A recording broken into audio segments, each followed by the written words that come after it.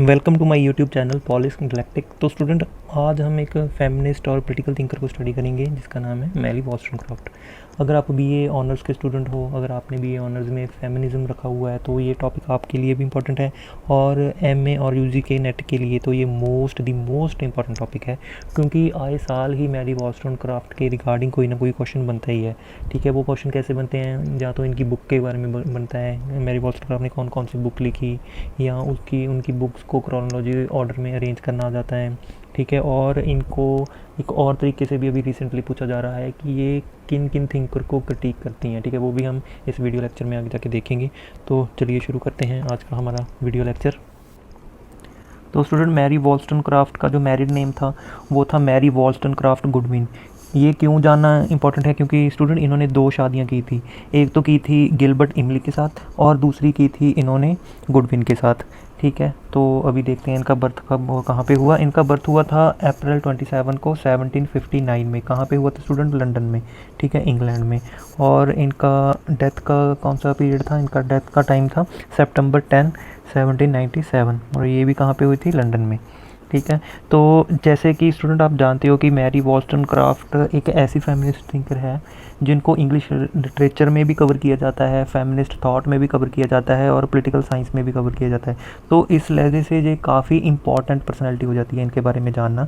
और जो इनका टाइम पीरियड था स्टूडेंट, जैसे कि आपने देखा 1759 से लेके 1797 में, इस टाइम पीरियड के अंतर्गत 2 और इम्पॉर्टेंट चीज़ें भी हो रही थी, जैसे कि एक तो 1783 में, ठीक है, अमेरिकन रेवोल्यूशन, और 1789 में फ्रेंच रेवोल्यूशन। तो इस टाइम पीरियड को स्टूडेंट एनलाइटनमेंट पीरियड बोलते हैं, क्योंकि ये 2 एक ऐसे मेजर इवेंट थे स्टूडेंट जिनके बाद वर्ल्ड में काफ़ी ज़्यादा कंट्रीज़ में बहुत ज़्यादा चेंजेस आए। तो इस टाइम पीरियड को एनलाइटनमेंट बोलते हैं। तो इसी चीज़ का कहीं ना कहीं इम्पैक्ट जो था वो मैरी वॉllstonecraft के ऊपर भी रहा। चलिए आगे देखते हैं, आगे क्या कह रहे हैं। She was largely self-educated and started a school in North East London with a friend. Student, इन्होंने जितनी भी अपनी पढ़ाई की थी वो मेजॉरिटी ऑफ इन्होंने खुद ही अपने आप ही सेल्फ स्टडी की थी, और बाद में इन्होंने अपने फ्रेंड के साथ नॉर्थ ईस्ट लंदन में एक स्कूल भी खोला जहाँ पे ये बच्चों को फ्री ऑफ कॉस्ट पढ़ाते थे। ठीक है, तो चलिए आगे देखते हैं। In 1788 she began working as a translator for the London publisher Joseph Johnson, who published several of her works including the novel Mary A Fiction। तो 1788 में स्टूडेंट इन्होंने एक प्रेस में काम किया जहाँ पे ये जोसेफ जॉनसन को मिली, जिन्होंने इनके नॉवेल्स और अन्य कई और बुक्स भी पब्लिश कराने में इनकी हेल्प की। ठीक है, चलो आगे देखते हैं। आगे जो इनका मेन वर्क है 1792 में, ठीक है, इन्होंने क्या किया था, a vindication of rights of the woman book publish की थी। ठीक है, इसी टाइम इन्होंने क्या किया, जब फ्रेंच रेवोल्यूशन चल रहा था, ठीक है, उस टाइम वो एक पीक पे था। ठीक है, उन्होंने तब के टाइम इन्होंने क्या किया, इन्होंने लंदन को लेफ्ट कर दिया था। ठीक है, किसके लिए? फ्रेंच रेवोल्यूशन की आउटकम को मोनीटर करने के लिए, कि उसका क्या इफ़ेक्ट पड़ा और उसका क्या डिमांड्स रही। ठीक है, वो सारे जानने के लिए इन्होंने इंग्लैंड को लेफ्ट किया फ्रेंच रेवोल्यूशन को मोनीटर करने के लिए। ठीक है, इसी टाइम पीरियड में ये गिलबर्ट इमले को भी मिलती हैं, जो जिसके साथ इनको एक बेबी भी हुआ। ठीक है, इन्होंने एक बेबी को बर्थ दिया। कब दिया था? 1794 में। ठीक है, उसका नाम क्या था? फैनी। ठीक है, तो लेकिन उसी ईयर में जब इन्होंने अपने एक बेबी को बर्थ दिया, कुछ ही देर बाद इनका रिलेशनशिप बहुत ज़्यादा अच्छा नहीं चला। किसके साथ नहीं चला? गिलबर्ट इमले के साथ। तो उसी ईयर में इन्होंने सुसाइड करने की भी कोशिश की। ठीक है, तो चलिए नेक्स्ट स्लाइड में देखते हैं क्या है। ठीक है, तो फ्रेंच रेवोल्यूशन को मॉनिटर करने के बाद ये फिर से लंदन वापस आती हैं। ठीक है, और जॉनसन को मिलती हैं। जॉनसन कौन था स्टूडेंट? जिनके साथ इन्होंने प्रेस में काम किया था। ठीक है, जिन्होंने इनकी बुक वगैरह पब्लिश करवाई थी। और उसके बाद ये वो वाला टाइम पीरियड था जिसके बाद अमेरिकन और फ्रेंच रिवॉल्यूशन के बाद जो डिमांड्स थी, ठीक है, कुछ डिमांड्स पूरी हो गई थी लेकिन कुछ डिमांड्स अभी पूरी होनी बाकी थी। लेकिन जो उस टाइम के कुछ ऐसे एक्टिविस्ट थे जो काफ़ी ज़्यादा एक्टिव थे इन रेवोल्यूशंस में, तो मैरी उनको भी मिली। उनमें कुछ फेमस नाम हैं जैसे विलियम गॉडविन, ठीक है, थॉमस पेन, थॉमस हॉलक्रॉफ्ट, ठीक है, William Blake and William Wordsworth. ठीक है, ये सारे कुछ ऐसे एक्टिविस्ट हैं जिनके साथ मैरी ने काम किया और इनसे बातचीत करके अपने कुछ ऐसे थॉट डेवलप किए जो बाद में इनकी राइटिंग में हम देखते हैं। ठीक है, तो जैसे कि आपको पहले मैं बता दिया कि जैसे कि आपने देखा होगा कि 1794 में जो इनकी शादी थी वो टूट गई थी क्योंकि इनका रिलेशन अच्छा नहीं चल रहा था, ठीक है। लेकिन बाद में इस टाइम पीरियड के बाद में जब ये, ठीक है, विलियम गॉडविन को मिली, उनके साथ काम किया, तो इनकी एक अच्छी उसके साथ बॉन्डिंग बन गई थी और बाद में इन्होंने 1796 में उसके साथ एक रिलेशनशिप के बाद उसके साथ एक शादी भी की, ठीक है। तभी मैंने आपको स्टार्टिंग में बोला ना, इनकी 2 शादियाँ हुई थी, ठीक है। पहली शादी इमले के साथ और दूसरी वाली गॉडविन के साथ, ठीक है। तो बाद में इन्होंने एक और बच्चे को जन्म दिया जिसका नाम रखा था इन्होंने मैरी वॉल्स्टनक्रॉफ्ट शेली, ठीक है। इसमें आपने स्टूडेंट कंफ्यूज नहीं होना, अगर आपको पूछा जाए कि इनकी डॉटर का क्या नाम था, तो फ्रंट वाला नाम इनका सेम ही है, मैरी वॉल्स्टनक्रॉफ्ट, बाद में शैली लग जाता है बस। तो जो ये मैरी वॉल्स्टनक्रॉफ्ट शैली थी, इनकी डॉटर थी, ठीक है। उन्होंने एक नावल लिखा, वो था फ्रैंकनस्टाइन, ये काफ़ी पॉपुलर नावल है, ठीक है, तो जिससे ये फेमस हुई। तो इनके आगे थॉट देखते हैं ये क्या कहती हैं। Wollstonecraft wanted women to aspire to full citizenship to be worthy of it and this necessitated the development of reason rational women would perceive their real duties। तो मैरी वॉल्स्टनक्रॉफ्ट का मानना था स्टूडेंट कि जो सिटीजनशिप है, ठीक है, उसमें औरतों और मर्दों को दोनों को बराबर का ही अधिकार होना चाहिए। ऐसे नहीं कि अगर कोई मैन है उसे ज़्यादा राइट्स होने चाहिए, उसे ज़्यादा पावर होनी चाहिए, ठीक है। ये मैरी मानती थी कि जो वुमेन है वो किसी भी रूप से मैन से वो इन्फीरियर नहीं है, उसके बराबर ही है। हालांकि फिज़िकल रूप में इनका मानना था कि वुमन वीक है मैन से, लेकिन जो उनकी रैशनल थिंकिंग है उसमें वुमन उसके मैन के ही इक्वल कैपेबल है, ठीक है। तो देखते हैं आगे इनका क्या थॉट है। तो student, in 1792 with the publication of a vindication of the rights of women, Mary Wollstonecraft fired a powerful early salvo in the battle for female emancipation from domesticity. She wrote her feminist polemic in response to 18th century enlightenment thinkers such as philosopher Jean-Jacques Rousseau, who did not extend their ideas of liberalism to women. She criticized the injustice and inconsistency of such men calling for freedom yet still subjugating women। तो ये क्या कहना चाहती है, उस time जो thinker थे, contemporary इनके थिंकर थे, जीन जैक रूसो, वो उनका मानना था कि जो वुमन है, ठीक है, वो इन्फीरियर है किसके कंपैरेटिवली मैन के। तो मैरी का बोलना ये था, इनका मानना ये था कि ये धारणा जो बनाई गई है सोसाइटी में, ये किसने बनाई है, ये मैन ने बनाई है, ठीक है। इनका मानना ये भी था कि जो वुमन है, मैरी का मानना ये था कि जो वुमन है वो फिज़िकली मैन के कंपैरेटिवली वीक हो सकती है, लेकिन वो रैशनली किसी भी तरीके से मैन से वीक नहीं है, ठीक है। तो जब इन्होंने एक और बात की डोमेस्टिसिटी में समझने के लिए आपको ये थोड़ा आइडिया होना चाहिए कि जो मैरी का बचपन था, बचपन में मैरी ने देखा कि जो इनमें घर में इनके फादर और मदर थे, इनके फादर इनकी मदर को काफ़ी ज़्यादा मारा पीटा करते थे। तो इनको लगने लगा मैरी को कि जो वुमन का एक स्टेटस है डोमेस्टिक लेवल पे वो काफ़ी ज़्यादा वीक है। और बाद में जब इन्होंने देखा कि जो अमेरिकन रेवोल्यूशन चल रहा है, फ्रेंच रेवोल्यूशन चल रहा है, ठीक है, एक सोसाइटी में क्या कुछ चल रहा है, जब इन्होंने उस सिनेरियो में देखा तो इनको पता चला कि वुमन का जो स्टेटस है वो एक डोमेस्टिक लेवल पे ही नहीं बल्कि जो सोसाइटल लेवल पे है वो भी काफ़ी ज़्यादा वीक है, क्योंकि सोसाइटल लेवल पे भी कोई ज़्यादा वुमन की बात नहीं कर रहा, ठीक है। तो इस बात पे ये जो उस टाइम के कंटेम्प्रेरी थिंकर थे जैसे एडमंड बर्क हो गए, ठीक है, जीन जैक रूसो हो गए, तो इनको वो क्रिटिक करती है। चलिए आगे देखते हैं आगे इनका क्या कहना है। Wollstonecraft maintains that women remained inferior because they were kept in domestic sphere, forced to be man's toy and plaything। तो ये कहना चाहती है कि जो मैन है उन्होंने वुमन की एक ऐसा स्टेटस बना रखा है कि उनको घर तक ही सीमित किया हुआ है, घर पे सीमित करके जो वुमन है वो एक खिलौने की तरह मैन उसको यूज़ कर रहा है कि एक औरत सिर्फ मर्द को एंटरटेन करने के लिए है, इससे ज़्यादा कुछ नहीं है, ठीक है। तो आगे देखते हैं। Society taught them that looks, male opinion and marriage were more important than intellectual and personal fulfillment, sculpted by a gender stereotype that their mother reinforced। Girls were brought up to exploit their looks in order to find men who would support and protect them। तो इसका कहना क्या कहना चाहती है यहाँ पे Mary, तो ये कह रही है कि जो वुमन है, ठीक है, वुमन को जब शादी करनी पड़ती है तो शादी करके वो एक मर्द के अंडर हो जाती है, ठीक है। तो मर्द के अंडर होने का क्या मतलब है कि एक वुमन को अपनी प्रोटेक्शन और सिक्योरिटी मेंटेन करने के लिए शादी करनी पड़ती है, या कह लो कि एक मैन के अंडर होना पड़ता है। तो इस चीज़ के ये खिलाफ थी, ठीक है। तो देखते हैं आगे ये क्या कहना चाहती है। Mary Wollstonecraft was the first feminist to describe marriage for sport as a form of prostitution, a shocking assertion for the time, a lack of means often compelled women to Mary.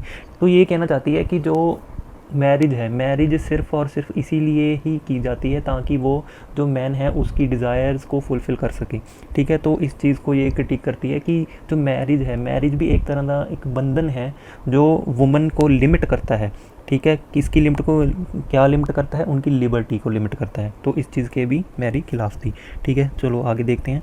Degraded by their dependency on male approval they effectively become man slave, ठीक है। तो ये कहना चाहती हैं कि ऐसा करने से, शादी करने के बाद वो एक तरीके से मैन की स्लेव बन जाती हैं, ठीक है। She felt that such A restricted life limits by domestic trivia could also wreak psychological damage। तो ये कहना चाहती है कि साइकोलॉजिकल लेवल पे भी वुमन का डैमेज होता है ऐसे प्रैक्टिसेस से।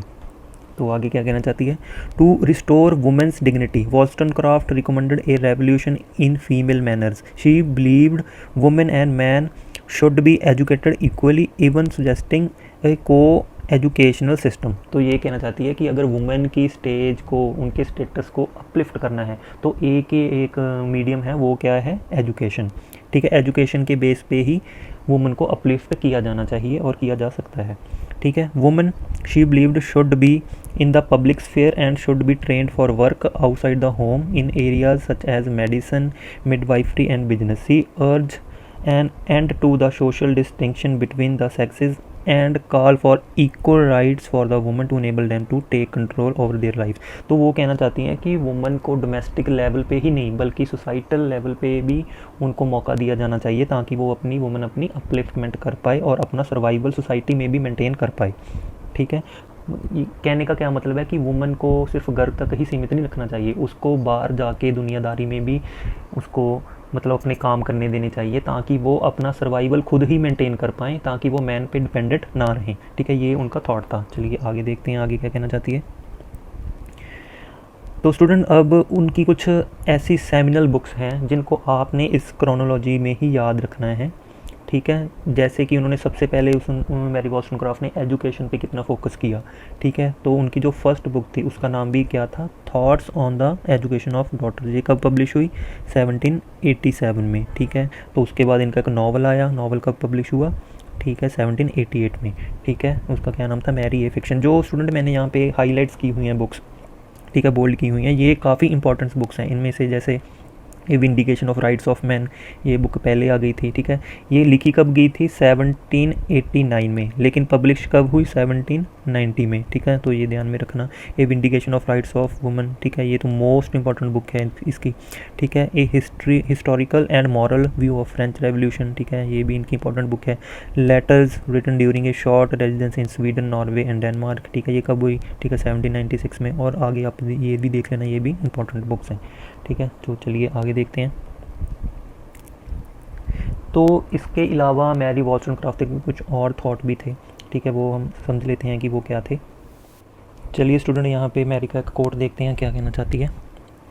Women was created to be the toy of man, his rattle and it must jingle in his ears whenever dismissing reason he chosen to be अज्यूम्ड।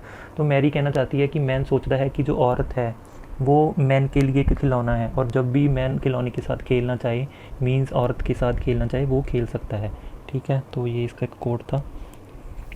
तो चलिए स्टूडेंट आगे इनकी और कुछ इंपॉर्टेंट व्यू जान लेते हैं। Wollstonecraft argued that all man and women had equal natural rights and then an ideal society could not be realised until everyone was free to exercise those rights.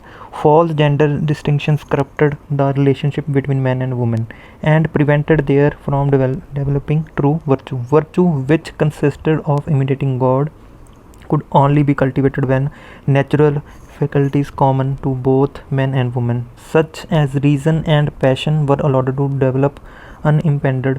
She spoke out against the situation of women in the 18th century, declaring that they were educated to be submissive to men and to value physically attractiveness over character and intelligence.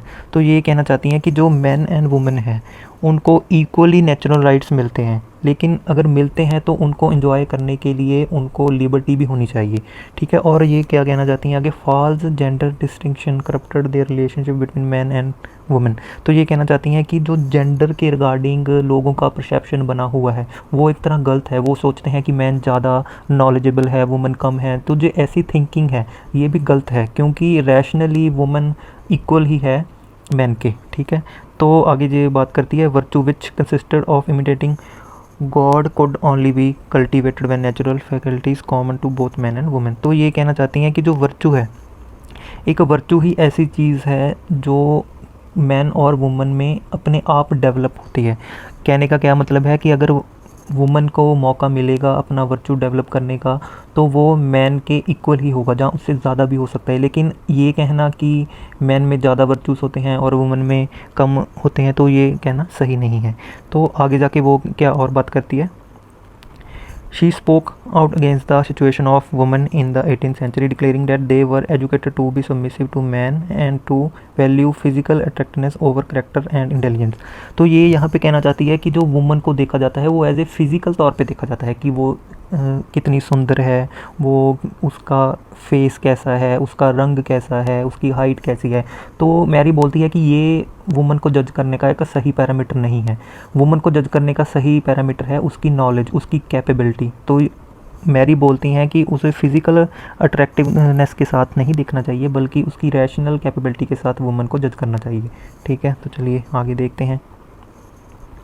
Mary Wollstonecraft was both an idealistic and an optimistic who believed in the possibility of social order in which every individual is free of the shackleness of false authority. She lived and wrote during the period of American and French Revolution। जैसे कि पहले भी बोला था कि जो America time period है वो फ्रेंच और अमेरिकन रेवोल्यूशन वाला। At a time when great social changes were taking place in England, ठीक है। तो इंग्लैंड में उस टाइम काफ़ी ज़्यादा सोशल चेंज हो रहे थे, ठीक है। तो उस टाइम पे मैरी की जो फिलॉसफी थी, इनके जो आइडियाज़ थे वो पॉपुलर होने शुरू हो गए थे, ठीक है। In spite of difficult family circumstances during her childhood and a lack of formal education, she made her way as a published writer and establish her reputation among the radical intellectual of her days. मतलब ये कहना चाहते हैं कि इन्होंने उस time में अपनी थ्योरी बिल्ड की जबकि चारों तरफ एक सोशल चेंज हो रहा था, ठीक है। और घर के हालात अच्छे ना होने के बावजूद भी इन्होंने अपनी पढ़ाई को कंटिन्यू रखा। जैसे कि मैंने पहले बताया कि इन्होंने सेल्फ एजुकेशन ली और आगे जाके इन्होंने काफ़ी ज़्यादा बुक्स और नॉवेल्स पब्लिश की है। She is generally recognised as a feminist but her deepest concern was for the rights and freedom of all human beings. तो ये कहना चाहते हैं कि जो मैरी था, वो मैरी की जो थ्योरीज थी वो सिर्फ फीमेल के लिए ही नहीं वो बना रही थी, वो सभी के लिए इक्वल डिमांड कर रही थी। क्योंकि मैरी ने ये तो नहीं कहा कि मैन लेस कैपेबल है वुमन के, उन्होंने बोला कि ये दोनों इक्वल हैं, ठीक है। फिज़िकली नहीं बल्कि रैशनली, एजुकेशन लेवल पे और वर्चुअस लेवल पे वो दोनों इक्वल ही हैं। तो चलिए आगे समझते हैं आगे क्या कहना चाहते हैं। चलिए स्टूडेंट अभी देखते हैं कि मैरी वॉल्सटनक्रॉफ्ट का वुमन के रिगार्डिंग क्या व्यूज़ थे। Wollstonecraft believed that fulfillment, maturity, and eventual emancipation would come only if women were treated as persons and not merely as a sexual beings। तो ये कहना चाहती है कि एज ए उनको पर्सन देखा जाए वुमेंस को, ना कि ओनली सेक्सुअल बीइंग की तरह। मतलब मैन और वुमन को एज ए पर्सन ही ट्रीट किया जाए, ना कि उनके सेक्सेस के बेसिस पे मैन को ज़्यादा कैपेबल हायर हरारकी पर रखा जाए और वुमन को इन्फीरियर रखा जाए, ठीक है। तो आगे बोलती हैं woman like man were endowed with reason enabling them to make rational decision and were entitled to natural right. तो ये कहना चाहती हैं कि जो वुमन है वो भी इक्वली रैशनल है जैसे कि मैन है, ठीक है। अगर वो रैशनल है तो उसका भी हक है कि वो अपने नेचुरल राइट्स को एंजॉय कर सके। तो आगे देखते हैं आगे क्या कहना चाहती है। Wollstonecraft was equally critical of woman for accepting their artificial ends body status. तो यहाँ पे समझने वाली बात ये है कि स्टूडेंट जो मैरी है वो मैन को क्रिटिक नहीं कर रही, वो वुमन को ही क्रिटिक कर रही है, क्योंकि वो मानती है कि वुमन अपने आप में ही एक रीज़न है कि उन्होंने अपनी पोजीशन मैन के इन्फीरियर में एक्सेप्ट कर ली है, उनके सबऑर्डिनेट में एक्सेप्ट कर ली है। तो वो बोलते हैं कि वुमन को वो क्रिटिक करती हैं किस बेसिस पे कि उन्होंने अपने आप ही ये मान लिया कि वो मैन के कंपैरेटिवली वो इन्फीरियर है। इस बात को मैरी क्रिटिक करती हैं, ठीक है। तो आगे देखते हैं आगे क्या कहती हैं। She was critical of Rousseau for assuming that man and woman differed in their capacity of virtues, was also critical of the legal and educational aspects of women's place in society, a fact that Rousseau accepted as natural। तो ये Rousseau को भी critic करती हैं, ये बोलती हैं कि रूसो ने जो ये बात की है कि जो वुमन में उनका वर्चू है वो मैन के कंपैरेटिवली वो कम है, तो ये बात गलत है, ये मानती हैं कि ऐसा नहीं है, ठीक है। तो रूसो को वो ये भी क्रिटिक करती हैं कि रूसो ने जो कहा था कि जो एजुकेशन है वो वुमन को कम मिलनी चाहिए और मैन को ज़्यादा मिलनी चाहिए, तो इस बात को भी वो क्रिटिक करती हैं। ये मानती हैं कि नेचुरली वुमन और मैन इक्वल ही हैं, ठीक है। तो आप ये नहीं कह सकते कि वुमन के पास कम रैशनैलिटी है और मैन के पास ज़्यादा रैशनैलिटी है, ठीक है। तो चलिए आगे इनके और व्यू समझते हैं। तो इन्होंने स्टूडेंट एजुकेशन पे काफ़ी ज़्यादा फोकस किया है। इन्होंने बोला था कि अगर आपको अपनी रैशनैलिटी डेवलप करनी है तो आप सिर्फ़ और सिर्फ एजुकेशन के बेस पे ही कर सकते हो। तो चलिए इनकी बातें समझते हैं क्या कहना चाहते हैं। Wollstonecraft pointed out to the positive and constructive role of education in correcting these distorted views. She contended that right education would lead to creativity, critical thinking, individual excellence, and a proper understanding that was nourished by experience. This would be possible only with economical freedom and self-reliance. तो ये बोलती हैं कि अगर हमें अपनी rational thinking को build करना है तो उसके लिए एजुकेशन ही एक ज़रिया है जिसके बेस पे हमारी क्रिएटिविटी और क्रिटिकल थिंकिंग सोचने की वो डेवलप होगी, ठीक है। ये तभी हो सकता है अगर वुमन को इकोनॉमिकल फ्रीडम मिले और वो सेल्फ रिलायंस हो सके, सेल्फ डिपेंडेंट भी हो सके, ठीक है। तो चलिए आगे देखते हैं। Wollstonecraft observed that women's education lacked the needed order and as a result women did not have the capacity to generalize their thought and develop their understanding. तो ये कहना चाहती हैं कि जो उस समय की बात कर रही हैं जी, कि उस समय क्या था कि जो एजुकेशन सिस्टम था वो बहुत ज़्यादा अच्छा नहीं था। इनका मानना था कि जो एजुकेशन सिस्टम का ऑर्डर है उस टाइम जैसे एजुकेशन सिस्टम वर्क कर रहा है वो सही नहीं है। अगर वो सिस्टम सही नहीं है इसीलिए वुमन को ऊपर आने का मौका नहीं मिल रहा, क्योंकि उनको एजुकेशन ही प्रोवाइड नहीं की जा रही।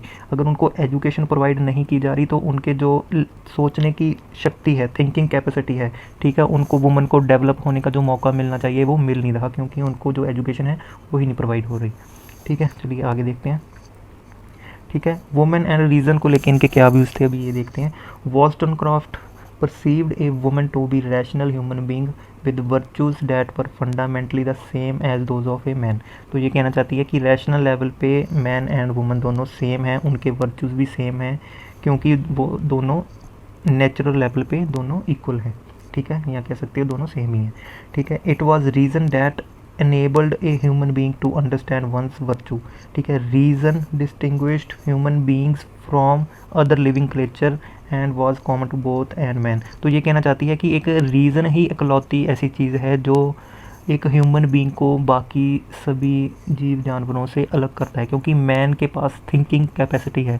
वो बोलती हैं कि थिंकिंग कैपेसिटी मैन और वुमन के पास इक्वल है, तभी तो हम दूसरे जानवरों से अलग हैं, ठीक है, या कह सकते हो और जीव जंतु से उनसे हम अलग हैं, क्योंकि हम सोच सकते हैं, हमारे पास एक क्रिटिकल थिंकिंग है, हमारे पास रैशनैलिटी है, हम सही गलत को जज कर पाते हैं, ठीक है। तो इस मायने में वॉल्स्टनक्रॉफ्ट बोलती हैं कि मैन और वुमन दोनों सेम है। Reason according to Wollstonecraft is the grand blessing of life, the basis of every virtue and the key to independence.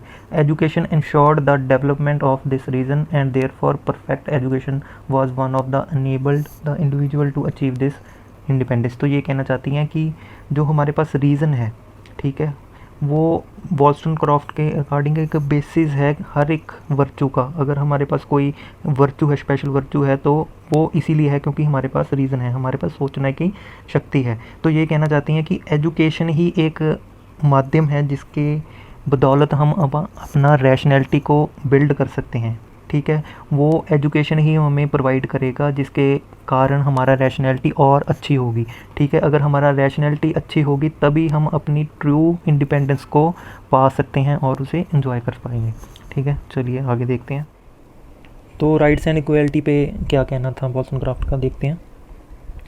Wollstonecraft defined rights as a degree of liberty, civil and religious, as is compatible with the liberty of every other individual with whom he is united in a social compact। तो ये मानती हैं कि rights एक तरह की ऐसी degree है, एक तरह का ऐसा माध्यम है जिसके बिहाफ पे, मतलब जिसके ज़रिए ही जो इंडिविजुअल है, ठीक है, सोसाइटी में इंडिविजुअल है, वो आपसी भाईचारे के साथ इकट्ठा रह सकता है, ठीक है। तो चलिए आगे देखते हैं। Wollstonecraft was convinced that equality was the key to reform society in general and of a women in particular. तो ये कहना चाहती हैं अगर सोसाइटी में इक्वलिटी होगी, ठीक है, तभी सभी को अच्छे से डेवलप होने का मौका मिलेगा, या कह सकते हो अच्छे से रहने का मौका मिलेगा, ठीक है, क्योंकि अगर सोसाइटी में इक्वलिटी होगी तभी जाके मैन और वुमन को इक्वली ट्रीटमेंट मिलेगा, ठीक है, जिसके कारण ही उनकी डेवलपमेंट होगी, ठीक है। और ये कहना चाहती हैं कि अगर ऐसा होगा तो पर्टिकुलरली जो वुमन का भी स्टेटस है, ठीक है, वो वुमन को जैसे कि उस टाइम इन्फीरियर माना जाता था, तो वो एक तरह से ठीक हो जाएगा, उनका स्टेटस वुमन का अच्छा हो जाएगा, ठीक है। किसके बिहाफ पे अच्छा हो जाएगा? अगर इक्वलिटी मिल जाएगी उन्हें, ठीक है। तो आगे देखते हैं। Like Rousseau, she gave a passionate call for human equality, not only incorporating both the sexes but also the poor and deprived. Equality would lead to the creation of better human beings and citizen. तो इसमें क्या कहना चाहती हैं कि like Rousseau, इन्होंने Rousseau की तरह ही इक्वलिटी पे, ह्यूमन इक्वलिटी के पे ऊपर ज़ोर तो दिया, लेकिन इन्होंने सिर्फ मेल और फीमेल को ही नहीं, बल्कि जो सोसाइटी में जिन लोगों की बात नहीं होती, ठीक है, जो पुअर सेक्शन है, डिप्राइव्ड सेक्शन है, या कह लो कि स्लेव्स वाला सेक्शन है, ठीक है, उनको भी इक्वली राइट्स प्रोवाइड करने की इन्होंने बात की, ठीक है। अगर ऐसा होगा तभी एक सोसाइटी एक बेटर सोसाइटी कहला पाएगी, ठीक है, यहाँ पे सभी ह्यूमन बींग्स, ठीक है, अच्छे से रह पाएंगे, ठीक है। चलिए आगे देखते हैं। तो चलिए स्टूडेंट, इनके पॉलिटिकल राइट्स के बारे में भी जान लेते हैं कि ये क्या कहना चाहती थी। Woman according to Wollstonecraft would be able to enjoy civil rights, she was not clear with regard to their political rights. तो वॉल्सनक्राफ्ट ने सोसाइटी में जो उनकी सिविल राइट्स थे, उनके इक्वलिटी पे बात की थी, उनके हक में तो मैरी वॉल्सनक्राफ्ट थी। इनका मानना था कि मैन और वुमन को इक्वल सिविल राइट्स मिलने चाहिए, लेकिन पॉलिटिकल राइट्स के बारे में इन्होंने ज़्यादा कोई बात नहीं की। इन्होंने ऐसा नहीं बोला कि वुमन को वोटिंग राइट्स मिलने चाहिए, या उनको पॉलिटिकल रिप्रेजेंटेटिव मिलने चाहिए, या उनको डायरेक्ट पॉलिटिकल पार्टीज़ में पार्टिसिपेशन करना चाहिए, ठीक है। तो ये चीज़ हम नेक्स्ट वाली लाइन से अच्छे से समझते हैं ये क्या कहना चाहती है। She remark that woman ought to have representative instead of being arbitrarily governed without having any direct share allotted to them in deliberation of government. तो ये कहना चाहती है कि वुमन को एक रिप्रेजेंटेटिव तो मिलना चाहिए, अपना एक उनका रिप्रेजेंटेटिव होना चाहिए, लेकिन उन पे रूल करने वाला कोई भी ऐसा डायरेक्ट कोई इंडिविजुअल नहीं होना चाहिए जो वुमन पे डायरेक्टली रूल करे, ठीक है। वो रूल कर सकते हैं उनके रिप्रेजेंटेटिव के थ्रू, ठीक है। मान लो वुमन, अगर वुमन है, ठीक है, उन्होंने अपना एक रिप्रेजेंटेटिव चुन लिया, ठीक है, जो उनको रिप्रेजेंट करेगा गवर्नमेंट में, ठीक है। वो तो मैरी वॉल्सनक्राफ्ट मानती थी कि ऐसा हो सकता है, लेकिन उन्होंने ऐसा कोई अपनी थ्योरी नहीं दी पॉलिटिकल राइट्स के बारे में, ठीक है, या पॉलिटिकल रिप्रेजेंटेटिव के बारे में कि वुमन डायरेक्टली इलेक्शन में पार्टिसिपेट करेगी, ठीक है, या डायरेक्टली वुमन को रिप्रेजेंट करेगी, ठीक है, पॉलिटिकल पार्टीज़ में या गवर्नमेंट में, ठीक है। तो बोलती हैं कि उनका डायरेक्ट शेयर नहीं होगा गवर्नमेंट में, बस एक उनका रिप्रेजेंटेटिव होना चाहिए, ठीक है, जो वुमन को रिप्रेजेंट करेगा, ठीक है। तो ये कहना चाहती थी। तो चलिए आगे देखते हैं। Liberal feminism of Wollstonecraft and J S. Mill, ठीक है। जैसे आपको पता होगा यहाँ पे जे.एस. मिल की बात क्यों आई, क्योंकि बाद में जाके जे.एस. मिल ने ही वोटिंग राइट्स की बात की थी वुमेंस के लिए, ठीक है। उनका एक बुक भी फेमस थी जे.एस. मिल की, सब्जुगेशन ऑफ वुमेंस राइट, ठीक है। तभी जाके इन्होंने जो इन पे इन्फ्लुएंस पड़ा था जे.एस. मिल पे, वो वॉल्सनक्राफ्ट का ही था। चलिए ये समझते हैं। Liberal feminism of Wollstonecraft and J S. Mill traced women's operation to unjust law. जो वुमन का ऑपरेशन था, उन्होंने बोला कि ये सही नहीं है, ठीक है, ये जस्टिफाइड नहीं है। It focused on the subjugation of women in the private domain, which was insulated from the ideals of freedom, equality, and justice that dominated the public sphere. The aim of liberal feminist emphasis on equal rights was to gain access to the public sphere on the same terms as men.